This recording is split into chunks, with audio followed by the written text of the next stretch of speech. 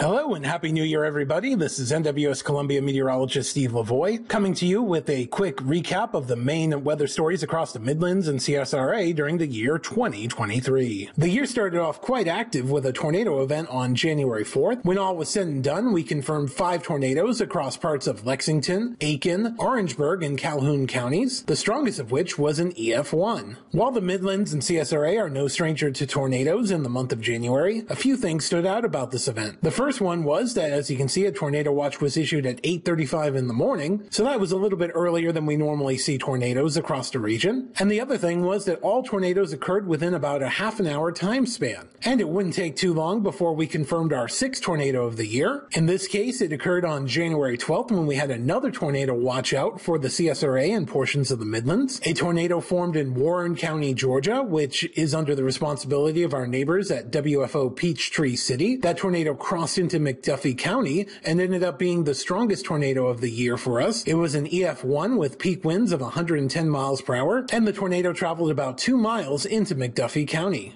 The big story in February was our radar upgrade. Radars across the nation are being upgraded in the Service Life Extension Program, and ours occurred on February 18th during a very clear but cold morning. For more information about SLEP, including a time lapse of the radar replacement that day, you can check out our YouTube channel, searching at NWS Columbia. The next big severe weather event occurred at the end of March. We had a severe thunderstorm watch out for the CSRA and a good chunk of the Midlands that day, and we had storm reports from McDuffie County all the way to Clarendon County. It turns out that the March 26th event would be the most notable event during our normally active convective season. The next significant severe weather event occurred on June 26th, and this event included a microburst around the Lake Murray area. After hearing reports of a possible tornado, NWS meteorologists went out to survey the damage and did confirm that it was a microburst and not a tornado.